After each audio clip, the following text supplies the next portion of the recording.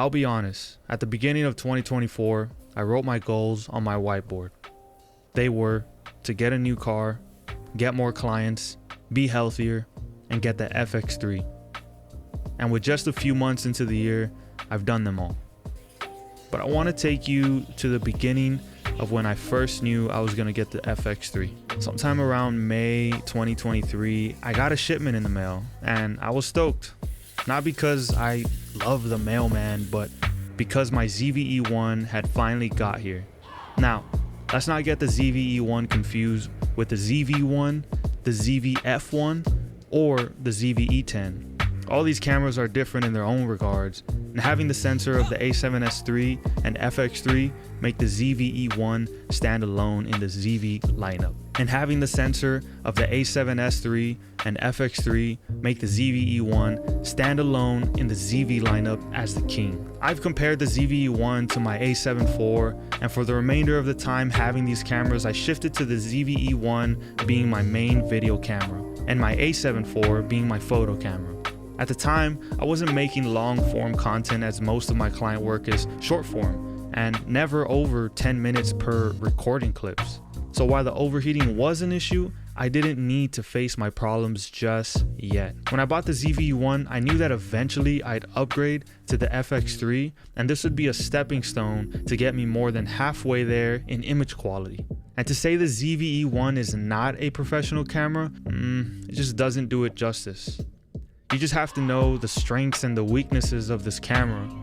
Now, a couple of months back, I posted my ZVE1 for trade plus cash, and weeks later, I get a message from a local photographer that wanted to downsize. And this is my opportunity. Exactly how I planned it in my head, it came to reality. So, what do you think I did? I jumped on it. It was a perfect time as well because we started ramping towards longer form content and weddings started coming up for the year. And the first wedding wanted the whole ceremony filmed. That means I would have to film for at least an hour. And I knew that the ZV1 would not be able to do that. Now I sit here today with the great FX3 months later with my thoughts on the camera. For starters, yes, I didn't have to worry about overheating anymore because this camera has an internal fan. But that's where my FX3 needs started and stopped until I got the camera and realized all the professional features that I was missing out on. Let's start with the XLR top handle. I never thought I needed it because I had the wireless Go 2, which connects straight to your camera. But as some of you might know from having the FX3, if you plug in your wireless Go 2 directly into an auxiliary, you get buzzing noise. But you don't get that buzzing noise when you connect to the top handle.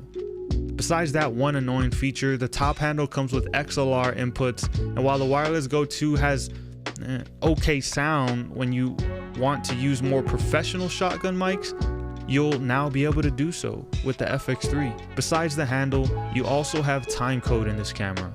Now, I've never used timecode, nor am I familiar with how to use it, but after finding out my camera has timecode, I now have tons of hours of research on YouTube just to find out what timecode is and how I can use it in a professional setting.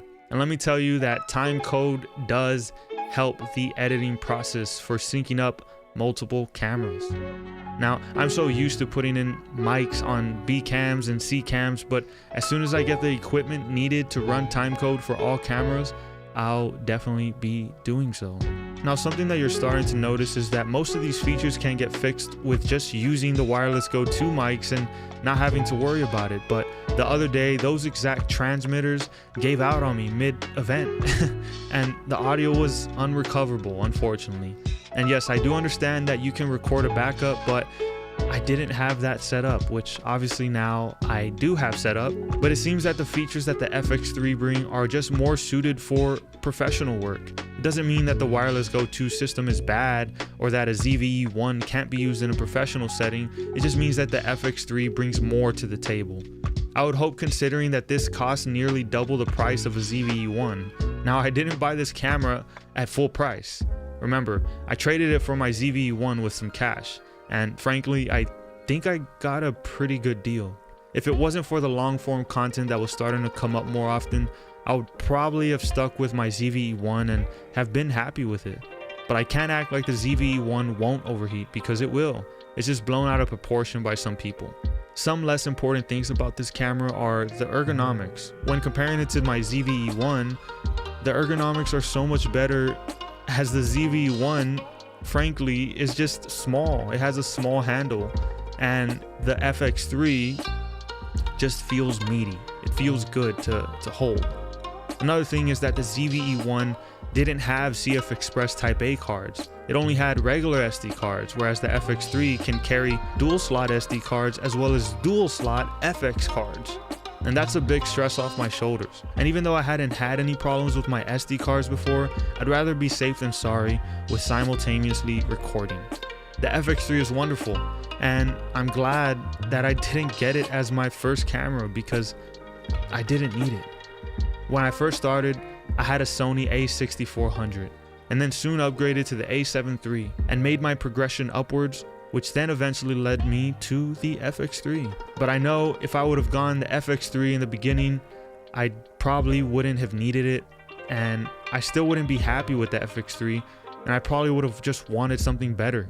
At the end of the day, cameras are just tools, and if we all just focus on telling better stories, conveying emotions, the gear and recognition will follow. If there's anything to take away from this video, it's that you don't need an FX3 until you need it. And until then, I'm 95% sure that you can get away with just telling a better story with the cameras that you currently have. But if you're like me and in a position where you do need the FX3, I'm telling you the FX3 is a great camera and you won't be disappointed with it. It does exactly what it says it does, and it does it great. So just understand that if you're in the budget and you can afford it, go for it. But most of the time, I would always prioritize other stuff before getting a newer camera. But that's it. Appreciate you guys.